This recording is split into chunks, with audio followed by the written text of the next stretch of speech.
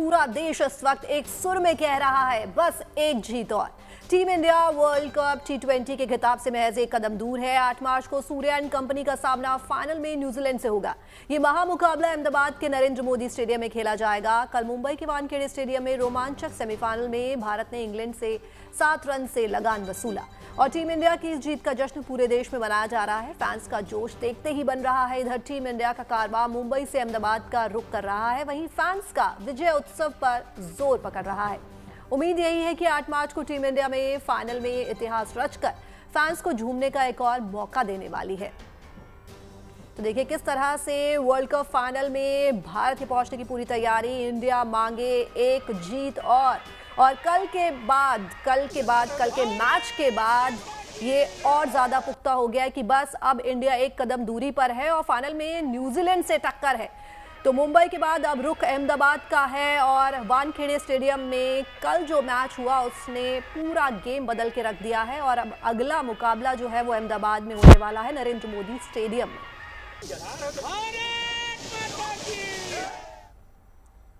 तो कल वानखेड़े के बैटिंग फ्रेंडली ग्राउंड पर भारत ने इंग्लैंड को जीत के लिए 254 रनों का टारगेट दिया था। दबाव में इंग्लैंड ने भी जबरदस्त प्रदर्शन किया और भारत महज 7 रन से ही ये मुकाबला जीत सका है। इंग्लैंड के लिए जैकब बेथेल ने 48 गेंदों पर 105 रन की धुआंधार पारी खेली। हम टीम इंडिया की जीत, जश्न और जज्बात की हर तस्वीर आपके सामने पेश करने वाले हैं, लेकिन पहले उस सेक्शन पर भी नजर डाल लेते हैं जिसने इस महामुकाबले में भारत की जीत की नींव रखी। देखिए संजू सुपरहिट शो की एक झलक।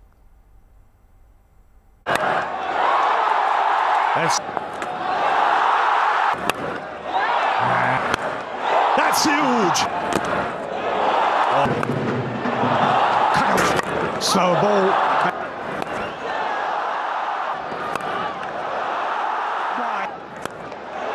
And he's making them up and over. Stand and deliver. और टीम इंडिया की शानदार जीत के बाद देश भर में जश्न का माहौल है। सेमीफाइनल में जीत हासिल कर भारत ने फाइनल में जगह बना ली है और इस जीत से पूरे देश में खुशी की लहर है। कहीं पटाखे फूटे, कहीं ढोल नगाड़े बजे, तो कहीं लोगों ने तिरंगा लहराकर जीत का जश्न मनाया। टीम इंडिया की इस जीत के बाद देश के कई शहरों में लोगों का उत्साह देखने लायक रहा। राजधानी दिल्ली से लेकर मुंबई तक और मोहाली से लेकर कानपुर तक सड़कों पर क्रिकेट प्रशंसकों की भीड़ उमड़ पड़ी। लोगों ने पटाखे फोड़े, ढोल नगाड़ों पर नाचे और एक दूसरे को मिठाई खिलाकर खुशी मनाई। अब भारतीय टीम फाइनल में 8 मार्च को न्यूजीलैंड का सामना करेगी। ऐसे में पूरे देश की निगाहें अब इस महामुकाबले पर टिकी हैं।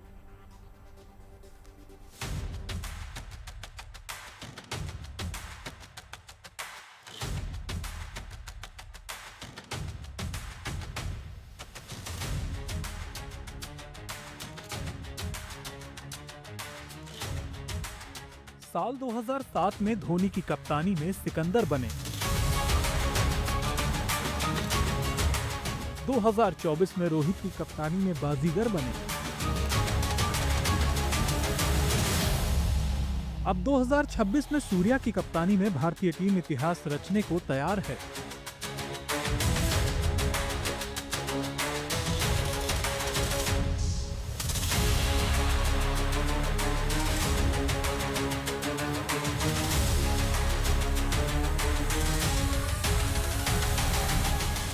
क्योंकि अब खिताब दूर नहीं है। मुंबई के वानखेड़े स्टेडियम में भारत ने एक रोमांचक मुकाबले में इंग्लैंड को 7 रनों से हराकर टी20 वर्ल्ड कप में लगातार दूसरी बार फाइनल में एंट्री की है। हाई स्कोरिंग इस मुकाबले में दोनों टीमों के बीच जबरदस्त टक्कर देखने को मिली। हर ओवर के बाद रोमांच अपने चरम पर पहुंच गया। जैकब बेथेल की ऐतिहासिक शतकीय पारी भी इंग्लैंड को जीत की दहलीज के पार पहुंचाने में कामयाब नहीं हो सकी।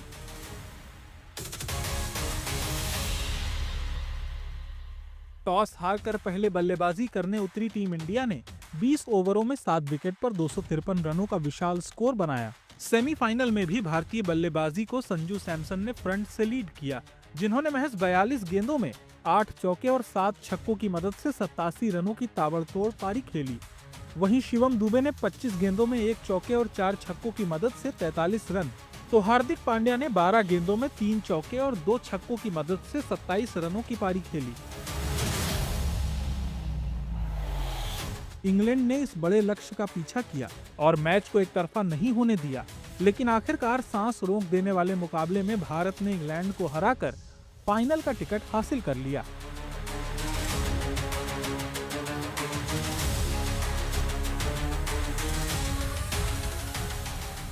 भारतीय टीम लगातार दूसरी बार टी20 वर्ल्ड कप के फाइनल में पहुंची है। भारत ने 2024 में हुए टी20 कप के फाइनल में साउथ अफ्रीका को हराकर खिताब हासिल किया था। अब भारतीय टीम को न्यूजीलैंड को हराकर इतिहास रचना होगा। अब तक कोई भी मेजबान टीम टी20 वर्ल्ड कप नहीं जीत पाई है। साथ ही लगातार 2 बार किसी टीम ने टी20 वर्ल्ड कप खिताब नहीं जीता है, लेकिन इस बार टीम इंडिया ये करिश्मा करने को तैयार है। मुंबई से नितिन श्रीवास्तव के साथ bureau report, good news today.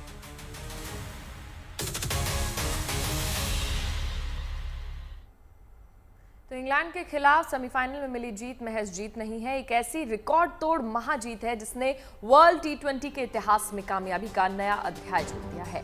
इस महाविजय के साथ भारत चौथी बार वर्ल्ड टी20 के फाइनल में पहुंचने वाली पहली टीम बन गई है। इससे पहले भारत 2007, 2014 और 2024 में फाइनल में पहुंचा था। 2007 और 2024 में टीम इंडिया ने विश्व विजेता बनने का गौरव हासिल किया था। जिस अंदाज में टीम इंडिया फाइनल में पहुंची है, फैंस को उम्मीद है कि डिफेंडिंग चैंपियन इस बार भी खिताब जीतेगी। टीम इंडिया की धमक का अंदाजा इस बात से लगाया जा सकता है कि टीम इंडिया टी20 वर्ल्ड कप टूर्नामेंट में सबसे ज्यादा सिक्सर लगाने वाली टीम बन गई। टी20 वर्ल्ड कप के मौजूदा एडिशन में भारत ने अब तक कुल 88 सिक्स लगाए। इंग्लैंड के खिलाफ सेमीफाइनल मुकाबले में तो कल वानखेड़े में छक्के चौकों की ऐसी बरसात हुई जिसे लंबे समय तक याद रखा जाएगा। इस महामुकाबले में भारत इंग्लैंड ने कुल मिलाकर 34 छक्के लगाए। दोनों टीमों ने मिलकर कुल 499 रन भी बनाए।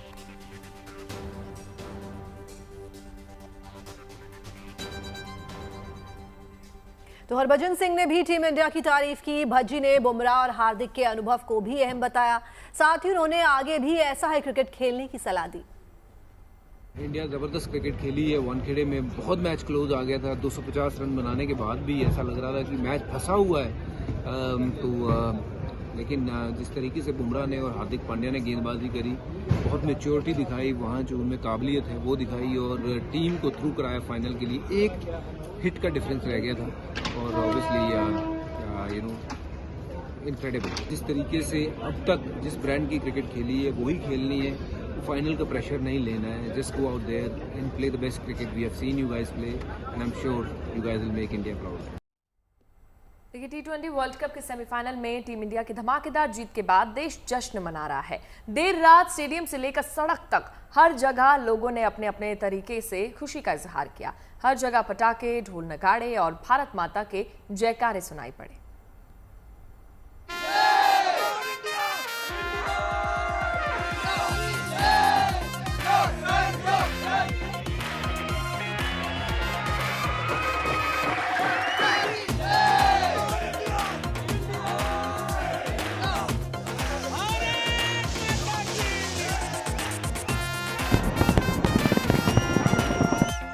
मुंबई से कानपुर और प्रयागराज से मोहाली तक देश भर से जश्न की कुछ ऐसी ही तस्वीरें सामने आईं।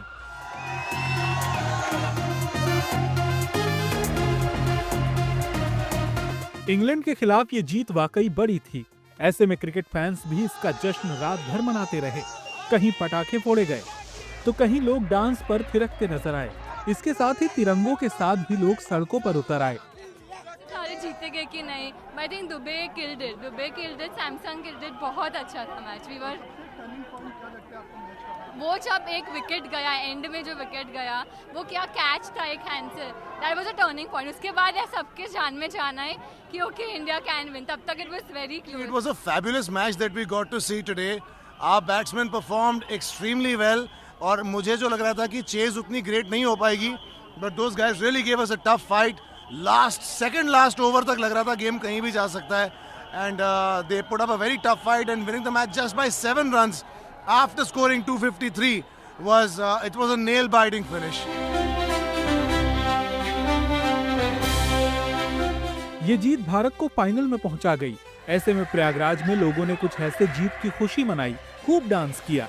पूरा शहर मानो भारत की जीत का जश्न मनाने के लिए यहाँ उतर आया हो। हालांकि यहाँ होली से जुड़ा एक कार्यक्रम हो रहा था, लेकिन निगाहें तो मुंबई पर थीं, जहां से जीत की मुहर लगने के बाद लोग संगम नगरी में खूब झूमे।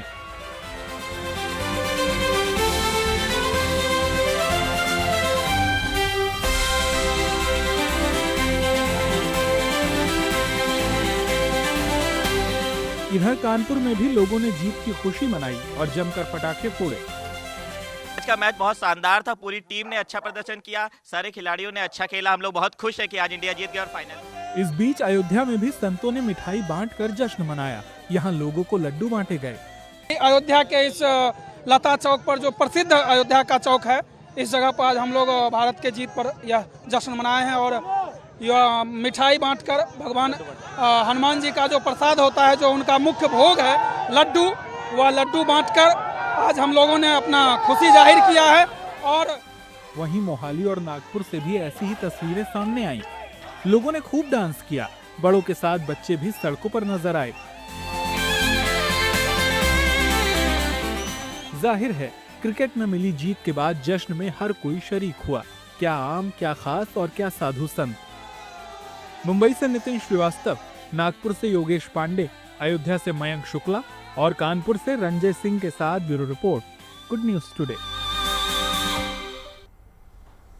तो भारत ने करीबी मुकाबले में इंग्लैंड को हराकर फाइनल में एंट्री ली है। हालांकि एक समय ऐसा लग रहा था कि इंग्लैंड भारत से मैच छीन लेगा, लेकिन बुमराह के मैजिकल 12 गेंद, उसके बाद हार्दिक का 19वें ओवर का स्पेल और अक्षर पटेल का फील्डिंग में असाधारण प्रदर्शन ने मैच का रुख मोड़ दिया। नहीं लगता कि बहुत क्लोज मैच हुआ। 7 run victory, it's okay, but जो हिसाब से इंडिया टीम खेली है वो मुझे लगता है कि ये चैंपियन टीम खेली है और उनका कॉन्फिडेंस लेवल देखने के बाद ऐसा लगता है कि ये सिर्फ जीतने के लिए खेल रही है। आप all of sudden Shivam Dubey को 4 नंबर भेजते हो, शिवम दुबे लास्ट ओवर डालता है, यानी उनको हर एक प्लेयर के ऊपर कॉन्फिडेंस है, कोच को, टीम मैनेजमेंट को, कि हमारा हर प्लेयर यूजफुल है, वो टीम को जिता के दे सकता है और आज उन्होंने प्रूव कर दिया है।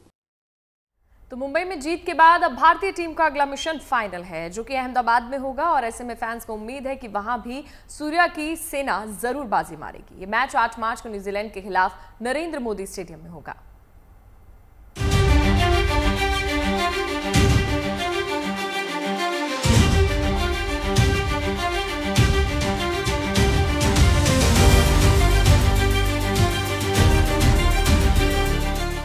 मुंबई के वानखेड़े स्टेडियम में टीम इंडिया एक करीबी मुकाबले में इंग्लैंड को मात देकर फाइनल में पहुंच गए। लेकिन इस सेमीफाइनल मुकाबले में एक वक्त ऐसा भी लगने लगा था कि मैच इंग्लैंड की झोली में न चला जाए।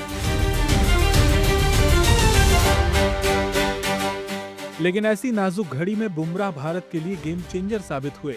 भारत की जीत और इंग्लैंड की हार के बीच बुमराह के 2 मैजिकल स्पेल मैच के टर्निंग पॉइंट रहे। इंग्लैंड को आखिरी 5 ओवरों में 69 रन चाहिए थे। ऐसे समय में बुमराह ने अपनी जादुई गेंदबाजी से इंग्लैंड को बैकफुट पर ला दिया।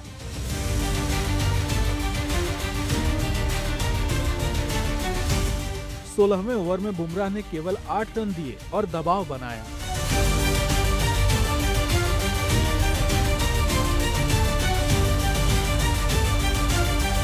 इसके बाद बुमराह ने 18वां ओवर डाला, जिसमें उन्होंने केवल 6 रन दिए।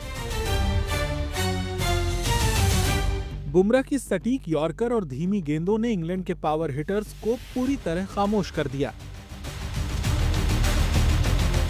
इसके बाद 19वां ओवर हार्दिक पांड्या ने किया, जहां उन्होंने सिर्फ 9 ही रन दिए और सैम करन का विकेट भी झटक लिया। आखिरी ओवर शिवम दुबे ने फेंका और टीम को 7 रन से जीत दिला दी। इसके अलावा अक्षर पटेल ने इस मैच में जैसी फील्डिंग की, वो गेम चेंजिंग साबित हुई।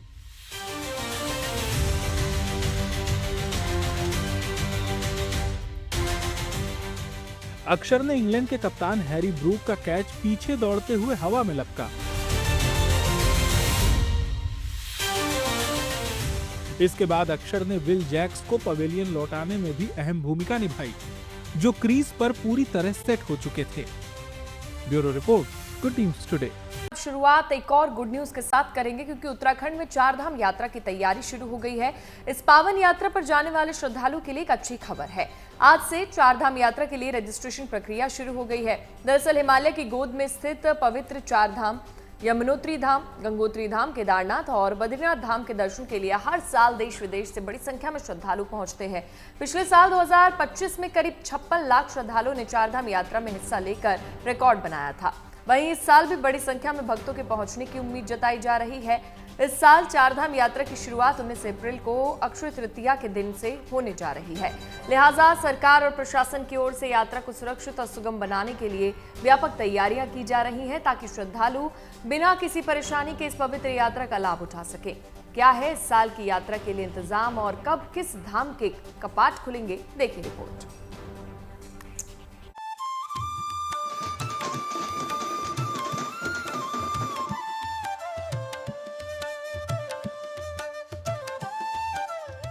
बाबा केदार का द्वार फिर खुलने वाला है।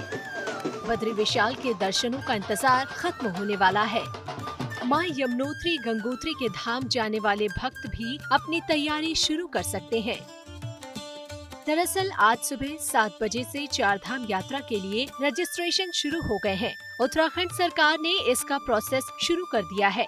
इससे पवित्र तीर्थ स्थलों पर जाने वाले तीर्थयात्रियों को आसानी होगी। इस साल तीर्थ यात्रा को आसान और अच्छी तरह से मैनेज करने के लिए ऑनलाइन और ऑफलाइन दोनों तरह के रजिस्ट्रेशन सिस्टम का इंतजाम किया गया है। ऋषिकेश में 30 ऑफलाइन रजिस्ट्रेशन काउंटर बनाए गए हैं, जबकि दूसरी जगहों पर 20 और काउंटर चलेंगे। तीर्थयात्रियों को आसानी से प्रोसेस पूरा करने में मदद करने के लिए विकासनगर में एक अलग रजिस्ट्रेशन सेंटर भी बनाया गया है। रजिस्टर्ड स्थलों पर श्रद्धालुओं के ठहरने के लिए पर्याप्त इंतजाम किए गए हैं। यात्रा मार्ग पर सार्वजनिक शौचालय, पीने के पानी के पर्याप्त इंतजाम किए गए हैं। चारधाम यात्रा में आने वाले श्रद्धालुओं के लिए पर्याप्त मेडिकल सुविधाओं की व्यवस्था की गई है। चारधाम यात्रा रूट पर मुख्य मार्ग और वैकल्पिक मार्गों को ठीक करने के निर्देश दिए गए हैं।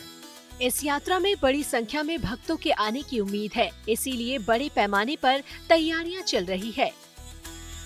ट्रांसपोर्टेशन इंतजाम को मजबूत करने के लिए तीर्थयात्रा सीजन के दौरान कुल 1800 बसें चलाई जाएंगी। इनमें से 400 बसें रिजर्व रहेंगी, जबकि रोजाना करीब 130 बसें तीर्थयात्रियों को चारधाम रूट पर ले जाने के लिए रवाना होंगी। सरकार के मुताबिक पूरी यात्रा के दौरान सुरक्षा, हेल्थ केयर सुविधाओं और ट्रैफिक मैनेजमेंट पर खास ध्यान दिया जाएगा।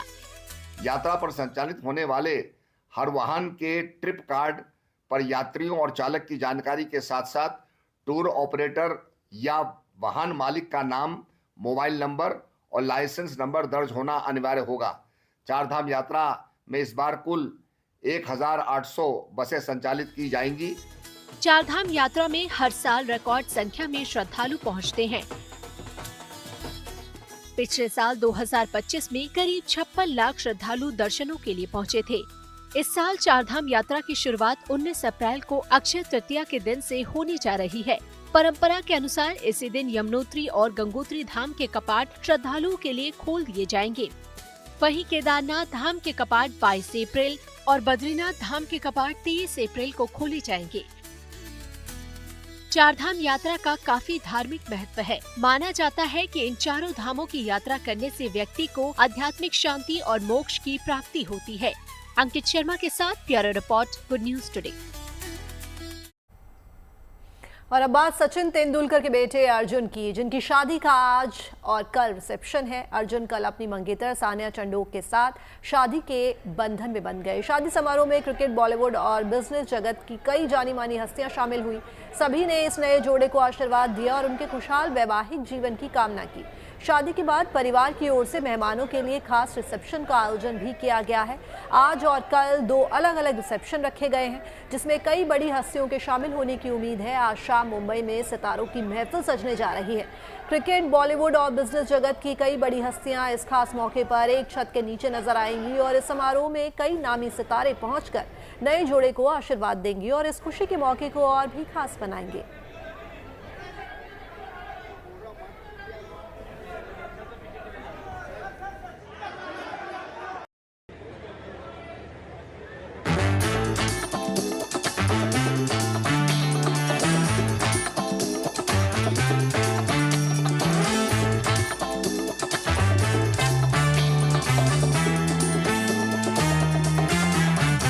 सचिन तेंदुलकर के बेटे अर्जुन की शादी हुई तो नए नवेले जोड़े को आशीर्वाद देने के लिए खेल, फिल्म, सियासत और उद्योग जगत के दिग्गजों का जमावड़ा लग गया। अर्जुन तेंदुलकर और सानिया चंडोक की शादी मुंबई में एक भव्य समारोह में संपन्न हुई, जिससे जुड़ा एक वीडियो सोशल मीडिया पर तेजी से वायरल हो रहा है। इसमें अर्जुन वरमाला के समय पत्नी सानिया को गले से लगा रहे हैं और परिवार के लोग नवविवाहित जोड़े पर फूल बरसाकर आशीर्वाद देते दिख रहे हैं। शादी का ये पूरा समारोह बेहद शानदार और पारंपरिक अंदाज में हुआ, जिसकी चर्चा सोशल मीडिया से लेकर हर तरफ हो रही है।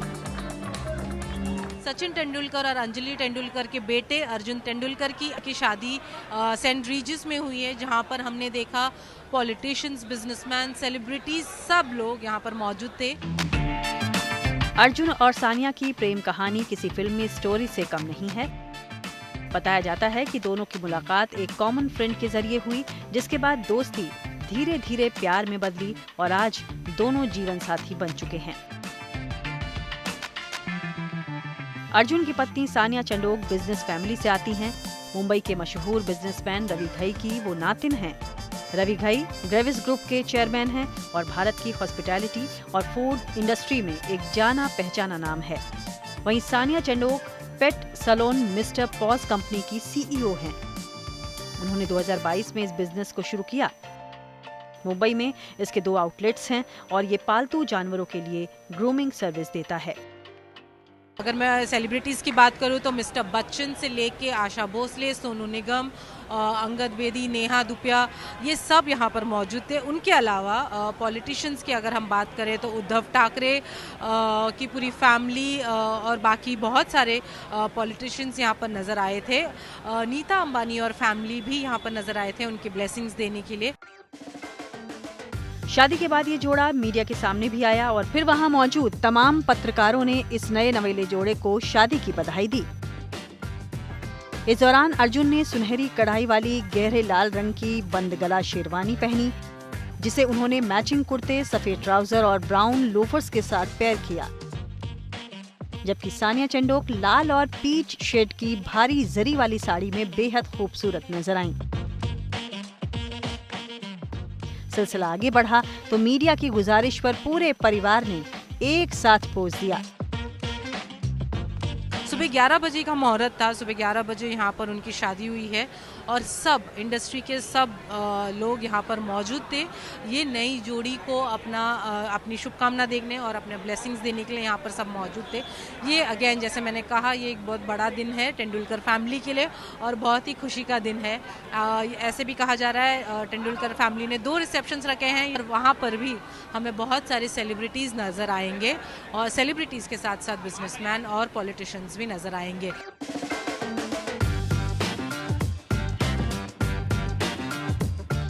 रश्मिका और विजय के बाद ये शादी इस साल की अब तक की दूसरी सबसे चर्चित शादी है, जिसमें इतनी बड़ी संख्या में जाने माने लोग शामिल हुए हैं। मुंबई से अनीता ब्रिटो और धर्मेंद्र दुबे के साथ bureau report, good news today.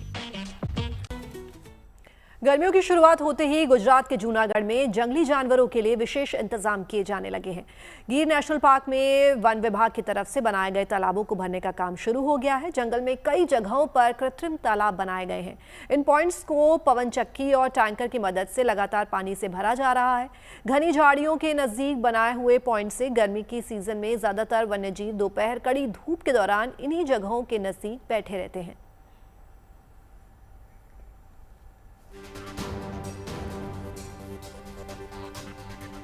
अब बात कर लेते हैं भारत और जापान की सेनाओं के संयुक्त युद्धाभ्यास धर्मगार्जुन की, जिसका 7वां एडिशन इस समय उत्तराखंड के चौबटिया फॉरेन ट्रेनिंग नोड में चल रहा है। इस जॉइंट मिलिट्री एक्सरसाइज के तहत दोनों देशों की सेनाएं आपस में तालमेल बेहतर करने पर जोर दे रही हैं।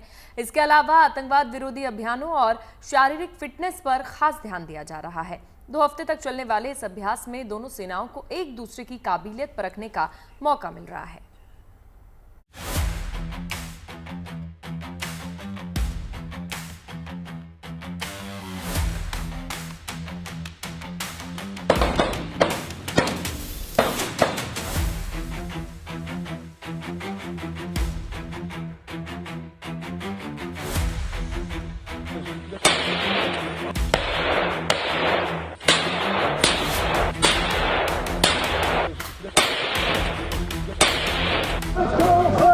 सैनिकों की गूंजती आवाज, दहाड़ते हथियार और दुश्मन के खिलाफ रणभूमि में हुंकार।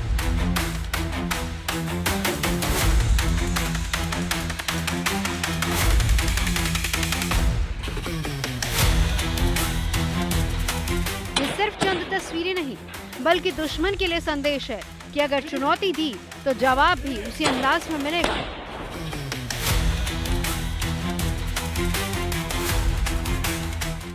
क्योंकि मैदान जंग में देश के जांबाज अपना दमखम दिखाने के लिए पूरी तरह से तैयार हैं और ये तस्वीरें उसकी एक छोटी सी झलक हैं।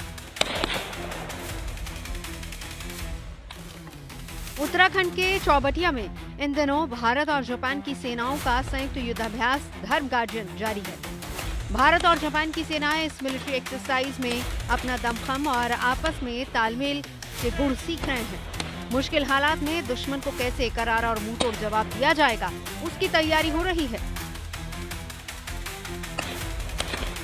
युद्ध के मैदान में दुश्मन को परास्त करने के लिए युद्ध का अभ्यास बेहद जरूरी है और इसीलिए भारतीय सेना लगातार युद्ध अभ्यास करके अपना युद्ध कौशल बढ़ाती है और साथ ही अपने डिफेंस पार्टनर्स के श्रेष्ठ अभ्यासों को भी एक दूसरे से साझा करती है। जापान के फोर्सेस के साथ भारतीय सेना के जवान एक्सरसाइज धर्मा गार्डन कर रहे हैं।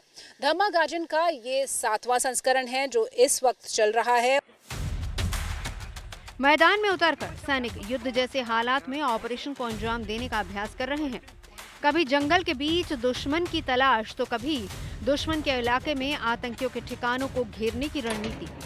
मॉडर्न हथियारों से लैस दोनों देशों के सैनिक तेजी से आगे बढ़ते हैं, दुश्मन को घेरते हैं, उसके ठिकानों को तबाह और बर्बाद करते हैं और सटीक ऑपरेशन के जरिए मिशन को अंजाम तक पहुंचाते हैं।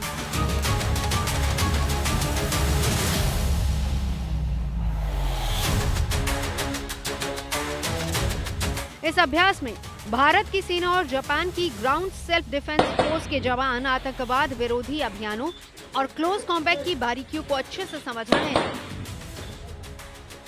गौर से देखिए, घने जंगल के बीच आतंकियों के ठिकानों पर दोनों देशों के जवानों ने एक साथ हमला बोला।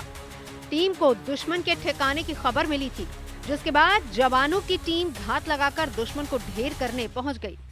अंदर घुसते ही फायरिंग के बीच दुश्मन का खात्मा भी जवानों ने कर दिया, यानी भागने की कोशिश कर रहे नकली आतंकियों को ढेर कर दिया गया। दुश्मन के साथ क्लोज कॉम्बैट ऑपरेशन को भी अंजाम दिया गया। संयुक्त टीम के जवानों ने सही फॉर्मेशन पाकर दुश्मन के हमले को नाकाम कर दिया। युद्ध कौशल, रणनीति और तकनीक का ये संगम दोनों देशों की सेनाओं के बीच तालमेल को और मजबूत बना रहा है। ये ज्वाइंट एक्सरसाइज हमने 24 फरवरी 2026 को शुरू की और 9 मार्च 2026 तक आयोजित की जाएगी। इस ज्वाइंट ट्रेनिंग में भारत और जापान के एक राइफल कंपनी कंटिंजेंट ने बहुत ही जोश और उत्साह के साथ हिस्सा लिया, जो एक सेमी अर्बन एनवायरनमेंट में सेमी कन्वेंशनल ऑपरेशंस की ट्रेनिंग हासिल कर रहे हैं। इस एक्सरसाइज का मेन फोकस भारत और जापान की सेनाओं के बीच इंटरऑपरेबिलिटी और ज्वाइंटनेस बढ़ाना, एक दूसरे की बेस्ट प्रैक्टिसेस और ऑपरेशनल एक्सपीरियंस को शेयर करना और अपने टैक्टिक्स, टेक्निक्स और प्रोसीजर्स को रिफाइन करना है। इस ज्वाइंट ऑपरेशन के दौरान सैनिक बेहद सतर्कता के साथ आगे बढ़ते हैं। टीम छोटे छोटे दस्तों में बंटकर इलाके की घेराबंदी करती है ताकि दुश्मन के छिपे ठिकानों को चारों तरफ से घेरा जा सके। जैसे ही दुश्मन की मौजूदगी का संकेत मिला, जवानों ने तेजी से अपनी पोजीशन ली और दुश्मन पर कहर बरपाकर कवर फायर के बीच सैनिक आगे बढ़े, दुश्मन के ठिकानों को तबाह और बर्बाद किया और ऑपरेशन को पूरी रणनीति के साथ अंजाम तक पहुंचाया गया। इस दौरान क्लोज कॉम्बैट, एम्बुश और सर्च ऑपरेशन जैसी कई सैन्य रणनीतियों का अभ्यास किया जाता है ताकि मुश्किल हालात में दुश्मन को तुरंत जवाब दिया जा सके। 24 फरवरी से शुरू हुआ ये युद्धाभ्यास 9 मार्च तक चलेगा, जिसमें भारत और जापान की तरफ से 120 सैनिक शामिल हैं। भारत की ओर से हिस्सा ले रहे ज्यादातर मद्रास रेजिमेंट के हैं, जबकि जापान के 120 सैनिक ग्राउंड सेल्फ डिफेंस फोर्स के 34वें इन्फेंट्री रेजिमेंट से हैं। इस साझा और अब आपको झारखंड के जमशेदपुर लेकर चलते हैं। वहां 5 दोस्तों ने मिलकर एक पुरानी कार को मॉडिफाई कर नया रूप दिया है। ये 5 दोस्त कार मैकेनिक हैं और सभी ने मिलकर 2 साल की कड़ी मेहनत से पुरानी कार को नई लग्जरी कार में तब्दील कर दिया। बताया जा रहा है कि ये कार 10 किलोमीटर का माइलेज दे रही है और अब ये आलम है कि हर कोई इनकी बनाई कार को देखने के लिए यहाँ पहुंच रहा है और उनकी भर भर कर तारीफ भी कर रहा है।